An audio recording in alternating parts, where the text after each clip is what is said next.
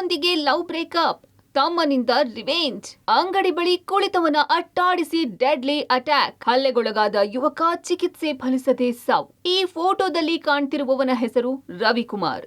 ಆನೇಕಲ್ ಪಟ್ಟಣದ ವಾರ್ಡ್ 9ರ ನಿವಾಸಿಯಾದ ಈತನ ಮೇಲೆ ನಿನ್ನೆ ರಾತ್ರಿ ಡೆಡ್ಲಿ ಅಟ್ಯಾಕ್ ನಡೆದಿದೆ.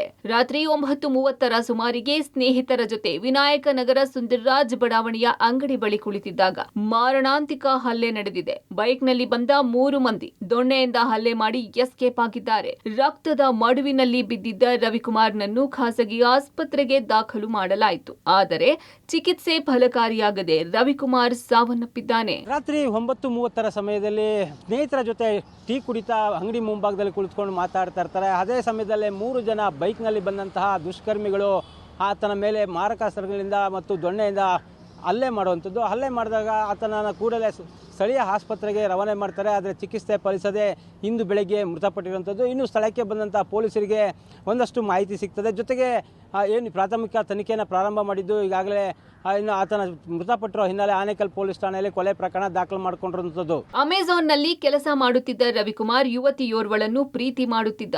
ಆದರೆ ಇತ್ತೀಚೆಗೆ ಇಬ್ಬರ ನಡುವೆ ಲವ್ ಬ್ರೇಕಪ್ ಆಗಿತ್ತು. ಇದೇ ವಿಚಾರಕ್ಕೆ ಯುವತಿ ತಮ್ಮ ಗ್ಯಾಂಗ್ ಕಟ್ಟಿಕೊಂಡು ರವಿಕುಮಾರ್ ಮೇಲೆ ದಾಳಿ ನಡೆಸಿದ್ದಾನೆ. ಘಟನಾ ಸ್ಥಳಕ್ಕೆ ಎಫ್ಎಸ್ಎಲ್ ತಂಡ ಸಾಕ್ಷ್ಯಾಧಾರಗಳನ್ನು ಸಂಗ್ರಹಿಸಿದ್ದು ಸಿಸಿ ಕ್ಯಾಮೆರಾ ದೃಶ್ಯಗಳನ್ನು ಆಧರಿಸಿ ಆರೋಪಿಗಳ ಪತ್ತೆಗೆ ಬಲೆ ಬೀಸಿದ್ದಾರೆ.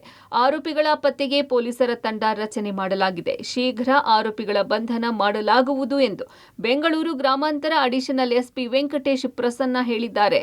ರಾತ್ರಿ ಆನೇಕಲ್ ಟೌನಿನಲ್ಲಿ ರವಿಕುಮಾರ್ ಅಂತ ಹೇಳುವಂತಹ ಸುಮಾರು ಒಂದು 26 ವರ್ಷದ ವ್ಯಕ್ತಿ ಕೂತ್ಕೊಂಡಿದ್ರು. ಆ ಸಮಯದಲ್ಲಿ ಒಂದು 3 ಜನ ವ್ಯಕ್ತಿಗಳು ಬಂದ್ಬಿಟ್ಟು ದೊಣ್ಣೆಗಳಿಂದ ಹಲ್ಲೆ ಮಾಡಿ ಆತನಿಗೆ ಹೆಡ್ ಇಂಜುರಿ ಆಗಿದೆ. ಈಗಾಗಲೇ ಸ್ಥಳಕ್ಕೆ ಹೋಗಿ ಪರಿಶೀಲನೆ ಮಾಡಿ ವ್ಯಕ್ತಿಗಳ ಬಗ್ಗೆ ಅವರ ಚೆಹರೆಗಳ ಬಗ್ಗೆ ಗುರುತುಗಳನ್ನು ಪತ್ತೆ ಮಾಡಿದ್ವಿ. ಆಗಲೇ ಒಂದು ಟೀಮನ್ನು ರಚನೆ ಮಾಡಿದ್ವಿ. ಆರೋಪಿಗಳ ಸುಳಿವು ಸಿಕ್ಕಿದೆ. ಸೊ ಆದಷ್ಟು ಶೀಘ್ರವಾಗಿ ಅವರನ್ನ ದಸ್ತಗಿರಿ ಮಾಡ್ತೀವಿ. ಒಟ್ನಲ್ಲಿ ಆನೇಕಲ್ನಲ್ಲಿ ಅಪರಾಧ ಕೃತ್ಯಗಳಿಗೆ ಕಡಿವಾಣವೇ ಬೀಳುತ್ತಿಲ್ಲ. ಗಾಂಜಾ ಸೇರಿದಂತೆ ನಶೆಯಲ್ಲಿ ಸಣ್ಣ ಪುಟ್ಟ ವಿಚಾರಕ್ಕೂ ಹಲ್ಲೆ ಕಾಮನ್ ಎನ್ನುವಂತಾಗಿದೆ. ಇನ್ನಾದರೂ ಆರೋಪಿಗಳನ್ನು ಶೀಘ್ರ ಬಂಧನ ಮಾಡಿ ಇಂತಹ ಕುಕೃತ್ಯಗಳಿಗೆ ಆನೇಕಲ್ ಪೊಲೀಸರು ಬ್ರೇಕ್ ಹಾಕಬೇಕಿದೆ. Ambarish, public TV, Anekal.